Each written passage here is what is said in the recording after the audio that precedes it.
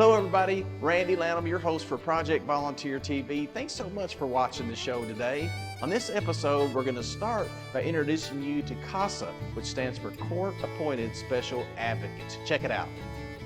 Have you ever wondered what nonprofit organizations do, or about all their different volunteering opportunities? Or what about hearing testimonies from the recipients of their care? Join us on our journey as we walk in the shoes of a volunteer for a day and find out about some amazing organizations that are literally changing the world. And along the way, meet some true surprising heroes making a difference in the lives of others as we feature another Project Volunteer. So Ashley, thank you so much it's so good to be here at CASA today. Thank you. Why don't you tell us a little bit about CASA? Now I'm familiar with the organization, but there's a lot of people that are not. So just tell us about CASA. Absolutely. CASA stands for Court Appointed Special Advocates. And we say CASA, you said CASA. We hear all kinds of pronunciations and they're all right. We say, as long as you call us, we don't care what you call us. But Court Appointed Special Advocates is exactly what it sounds like. We are a group of trained volunteers. We train all of our community volunteers right here in-house. And then they are appointed by a family court judge, or if a community doesn't have family court, a district court judge, and advocate for abused and neglected children in the family court system. Wow. I wonder if people realize how important this organization is.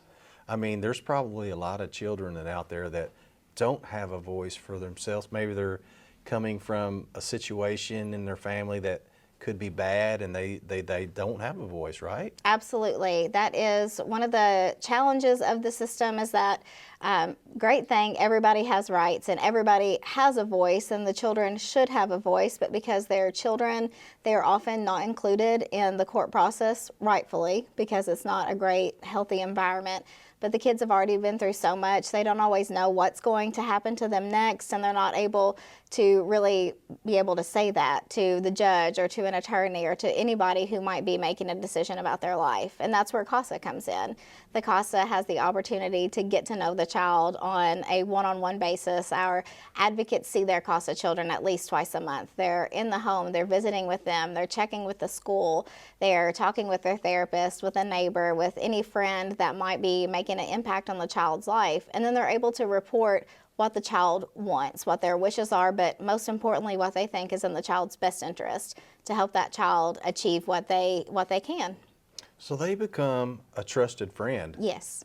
And some of these children probably don't have that. And so, wow, that has to make a big difference on them. It does. And for them to, like you said, open up. Because, I try to think, if I was a child, I may not say everything to everybody that comes around, but if somebody I get to know and trust and they're a friend, I can see how they would make a big impact on your life. Absolutely. When children have any kind of trauma, when they have these challenging experiences, it changes the trajectory of their life. And if a child doesn't have someone in their life who cares for them, it can have really negative outcomes. But it just takes one person. And we say CASA can be that one person, that one consistent, caring adult who is there for the child, is there for them at sometimes the worst time, the most challenging time of their life, but they're there for them. They listen, and then they speak for them when they need to. So my next question, the first thing that comes to my mind, do you have to have any special education or special abilities to become a CASA volunteer? Absolutely. The answer is always you have to have, most importantly, a heart for kids. Okay. And if you have that, if you have a passion for changing the community, changing the life of a child, that is the most important thing, and that's what's required. But no, you don't have to have a special degree.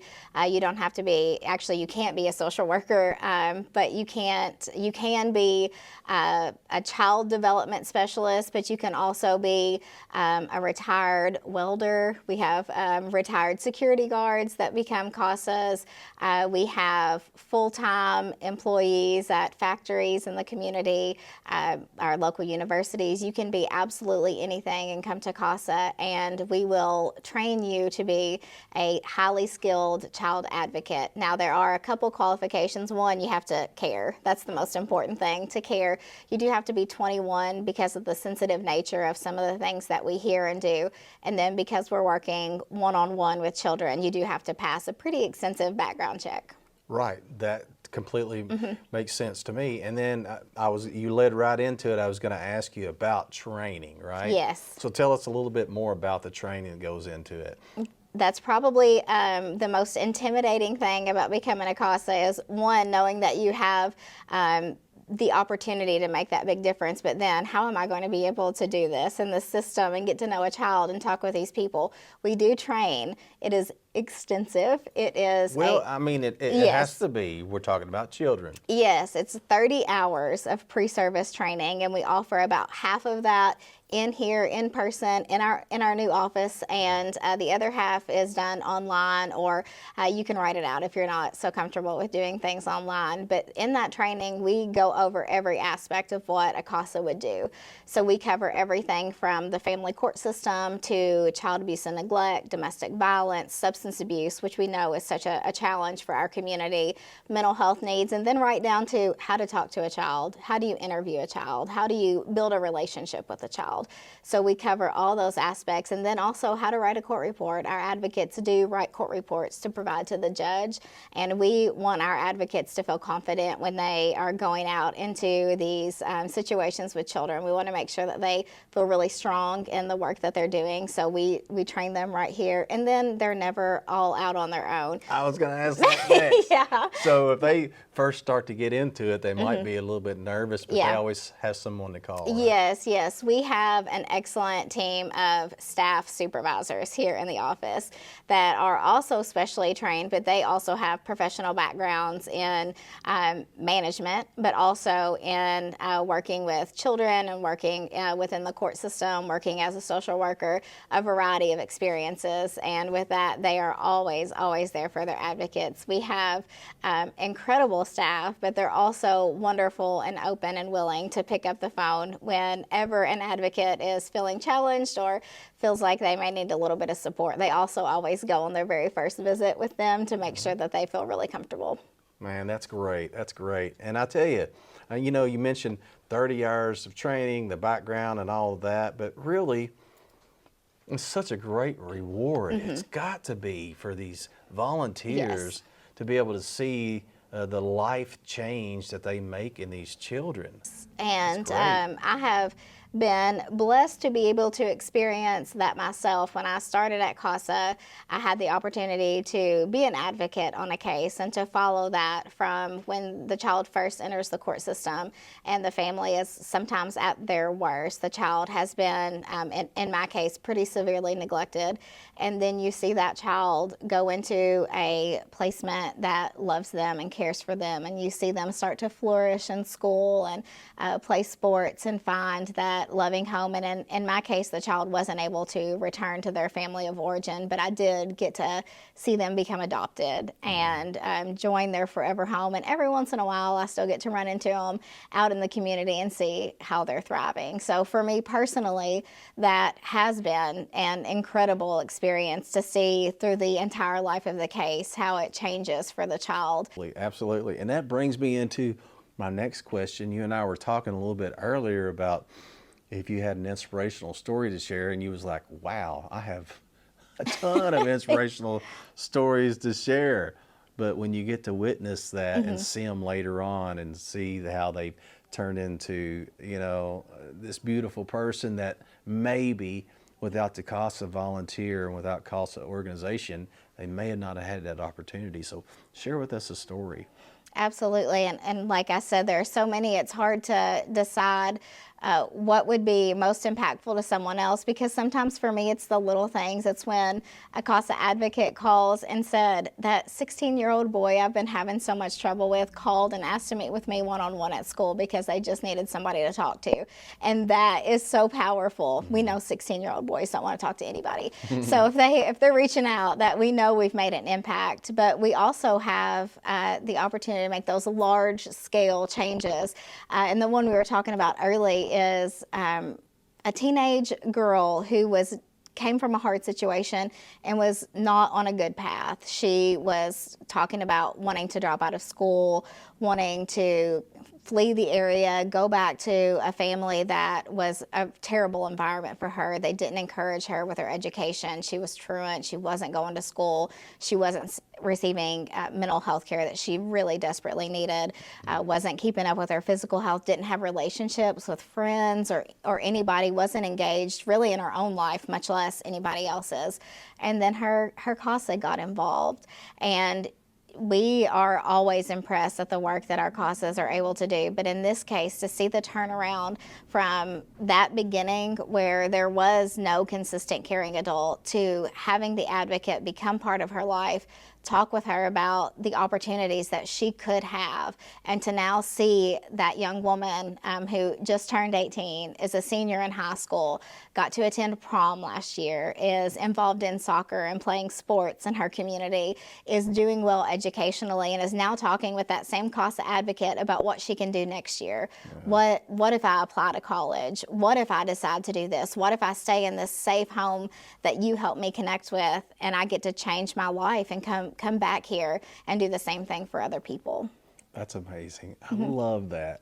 What a blessing it is for you to be able to witness these things day in and day out. That's got to be so much fun for you all here at CASA, and then the volunteers as well, just to experience that. Ashley, thank you so much for taking your time today to explain to me and all the people watching about CASA, and just want to encourage everybody to get out there and make a difference, right? Absolutely, and that's what I said. We want anybody and everybody to know that this is a place to volunteer and change lives, but more importantly, to know more about their community. Like, this is a problem. It is a problem.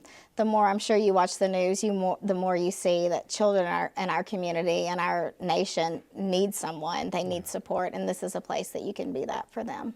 Thank you so much, Ashley. I appreciate your time. Thank you.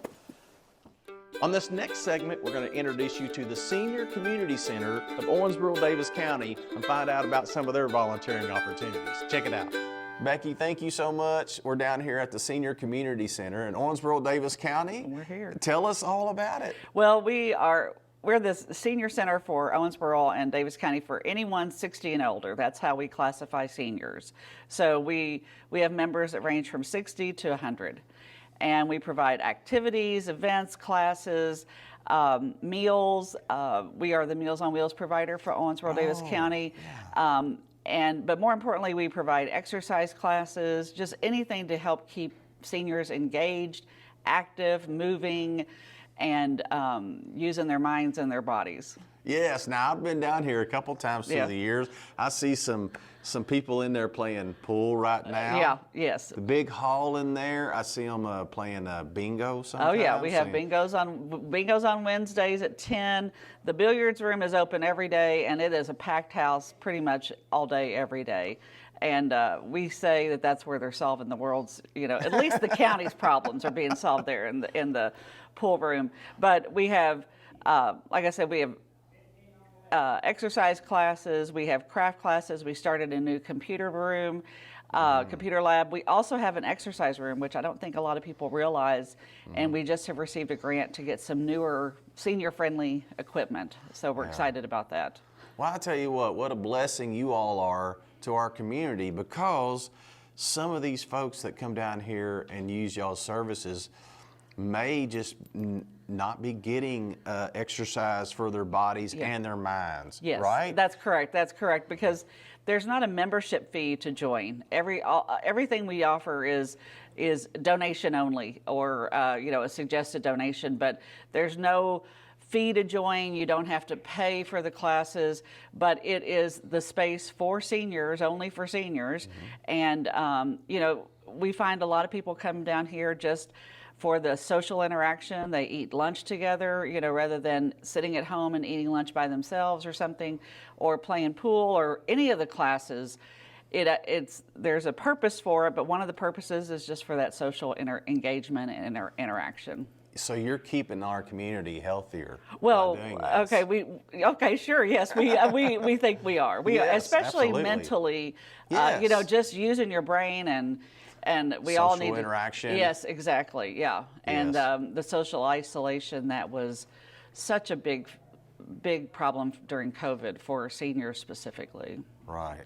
Well, I love what you're doing. So Thank you. let's talk about some volunteering. I know there's lots of things, but you was telling me earlier there's a few things going on right now that you all really need help with. Let's start with that. Okay. Well, most of us know that most of the community knows that we're the Meals on Wheels provider for Davis County, but we also received a grant last year from Meals on Wheels America to start a pet assistance program for our Meals on Wheels clients. Okay. And so we provided and are providing dog food, cat food, litter, treats, supplies. We also partner with a local veterinarian to help with veterinarian bills because Meals on Wheels America and PetSmart did a lot of research and found that some seniors were feeding their animals before they were feeding themselves. And so this allows us to help those folks that need that extra help. But the pet is so important. And it is so important for companionship and, again, the interaction and, that may be the only time they get outside and walk their dog or something. So, it's been a great program, and now we're needing volunteers to help us deliver and package up the food and just keep track of our clients. We have about 30 that we're serving through the Pet Meals on Wheels program. So talking about packing up the food, I had a chance to help you all out one time a few years ago, but tell us about how packing up the food for Meals on Wheels or packing up the food for the pets, how does that work? Well, it's two different systems, of course. Right. But we have a room. We keep a supply, and we take donations of the pet food, and we measure it out and put it in plastic bags and just determine, Randy's cat needs this much for the next 2 weeks, and and we package that up, put it in a little bag, and deliver to them. Yeah, separate from the Meals on Wheels. So our Meals on Wheels drivers have enough to do to get the food packaged and prepared and delivered. So that's why we need a whole new set of volunteers for the pet program. Yeah, and it's pretty interesting, going back to the Meals on Wheels packaging. I love how you all take the food and put it in the little trays and then seal it up and then freeze it. Well, that's yet another program, and we could use some volunteers with that. We call it our frozen meal weekend program, and we do that in partnership with a hospital, with Morrison's Food. Oh, okay. So we go and pick up the excess food from the hospital on Monday, Wednesday, and Friday, bring it back, then we package it up, seal it, and freeze it, and then those meals are delivered to a select group of clients that need them for the weekend. Wow, you all, I had no idea you do so many things here. Well, that's just a little bit. That's, the meals program is probably our biggest known program, but most of that's done outside. We package it up here, but we serve seniors outside of the center. But we're serving about 1,000 seniors here in the building every year, and that number is growing, and we're very excited about that. Wow, that's great. Well, is there any other volunteer opportunities? We have, yes. I mentioned the frozen meals. We could always use one or two more on Monday, Wednesday, and Friday to help package that up. It takes about an hour and a half to do that. We also have a program called Telephone Reassurance, where we just call some of our homebound seniors and just check on them on a regular basis. They tell us how often they want to get called. Yeah. And we need volunteers for that. Those calls can be done here in the senior center or at home. Yeah. So that is super that's convenient. Easy. Yes. Yeah. Wow. Yeah. And then another program that we're trying to reboot is called Friendly Visits, and it's just going and visiting people in their homes. And again, we have to find out if they want to visit and how often they want. And then, it could be 15 minutes, 20 minutes, or whatever. But it's really done at the volunteer and the seniors at their pace. So we're needing people to do that because that was something we did pretty regularly before COVID, and it's just something we have not been able to get back up. Wow, Thank you. Oh. I don't think people realize everything that you do. I think that typically, somebody drives by and sees the senior center, Yeah. and you think about seniors hanging out Yeah. for social activity. Yeah. I think Yeah. that's what I thought my whole life until I got in here through the years and got to see Yeah. all of the different things. You are Yeah. a huge blessing to our Well, community. thank you. We're trying because, I mean, I'll be a senior this year. I turn 60. I'm saying that on camera. I don't care. And I'm the tail end of the baby boomers, and so we're the fastest growing senior demographic. So we're constantly looking at new things to do to meet that need out for seniors out there, even if they're just 60. Right. Well, thank you so much, You're welcome. Becky. Thank Thanks you, for everything Randy. that you Well, do. thank you. I appreciate you. Thank you. Absolutely.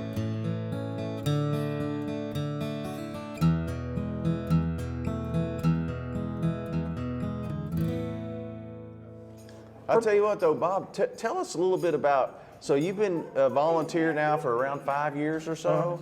Tell us the different volunteering that you do. Well, for here, I just mainly run the desk, and I help people when they need help. I might say, well, I've taken things home and fixed them, repaired them. Yeah. Like tables and stuff, and carts that's gotten broken, and I take them home. They's going to throw them. First year I was here, I thought, what y'all done? He said, well, we're going to throw it stuff. I said, well, I can fix that. Yeah. Well, I throw it away if I can fix it. Yeah, no kidding. And there's no telling how much money, I might have saved them. Yeah. Because I know there's been about 3 or 4 tables I've taken home, and I don't know how many carts, wheels fall off and stuff like that. Yeah. I can So fix you're that. a handyman. Well, I worked on heavy equipment for 40 years. Oh, I gotcha. And now, what do you do here at the desk? Mainly just check everybody in if, like, these people need help. Yeah. They- So most people, it looks like they understand how to check in, but then every once in a while, you probably have somebody that needs some help. Well, right? that How are you doing? What are you doing out here? Oh, we're just doing some filming. Yeah, see that? You can wave at the camera there. there you are. Now you're on candid camera. Haven't seen you in a long I know, I just get better looking every day, don't I? I know. I'm just kidding. But yeah, and there was, I'm gonna say it. Some people come in that's never been here before, and Right. they want to join, or they don't have a scan card. And I'll take them to the office, or I can give them the paperwork and let them fill it out, and take Right. it to there, and get them a scan card. Just like when we walked in here today, you was able to help us out. Right. And find Well, Miss that- Becky, right? Yep. And see, this is what the scan card, this little card. Oh, yeah. Yeah, that's neat. That's And nice what to gets have. funny, sometimes people come up here and try to scan their Kroger card. Does it say, I got your meat and eggs waiting for you? I say that Kroger card will not work. You don't get a discount. But for most part, I've had a lot of fun here. Well, good. It's been a good fun. So all the years of volunteering, I bet you made a lot of friends Oh, out here, definitely, right? a lot of them, yep. Got a lot of friends in here today, I bet, right? Right, yeah, and you run into them in different places and they'll recognize you, Yeah. See them at, like Burger King, like this gentleman right here. This Mm-hmm. one here, they call the rabbit. Rabbit. Well, tell us your favorite part about volunteering. You've been doing this all these years. What's your favorite part? Sitting right here and meeting, greeting people, Meeting people, yeah. greeting them and everything. Yeah, that's great. Well, Bob, thank you for And what you do. that's another Becky right there. She comes in, she does the low impact upstairs. Yeah. So Deborah? exercising? Yeah. Oh, yeah. Then they got a yoga tomorrow. Yeah. Today's low impact exercise. Now, do you get to do those things too? No, I don't, because I need to stay right here. because Right, okay. By the time you leave, somebody will come in and want something. Gotcha. Okay, you gotcha. just, I got you. I eat my lunch and Weird. everything right here because you never know. I mean, sometimes this thing will mess up. You'll have to Right. unplug it, let it reset it, and do its thing. Gotcha. Bob, thank you for your volunteerism and thanks for talking to us All today. right, I appreciate thank it you. very much. And like I say, the first year I was here, or maybe the second year, I got the award for top volunteer. Wow. With the, I had a program down at the Immaculate Church, and That's really cool. I can't remember who the radio announcer was, but he was there putting on the program. Yeah. Wow, that's really And cool. I got a trophy about this tall through the city. Wow, that's really cool. That's really cool. It was really neat. Well, thanks again for All righty, everything you thank do. Bob, All take right. care now. Alrighty. Well, I hope I didn't mess you up too much. No, This not is, at all. This is Marcia. Hello, Marcia. How are you doing? I know a lot of people by first names. Oh, believe I me. bet. And that right there helps because their name comes up. Uh-huh. I can see their first name. Right, right. And she knows, Wave to the camera. and a lot of these people know if they need me, I'll do anything for them. Yeah. Get up, help them to the car and bring. All right. Here comes one right here now in a wheelchair. All right. Well, thanks again for your All righty, time. I thank you. appreciate it. I appreciate it. Thank you so much for watching Project Volunteer. We hope we've inspired you to go out and volunteer in your community. We can all make a difference. Let's all come together, get out there, get our hands dirty, and make a difference in the world. Thanks again for watching. Have a great day.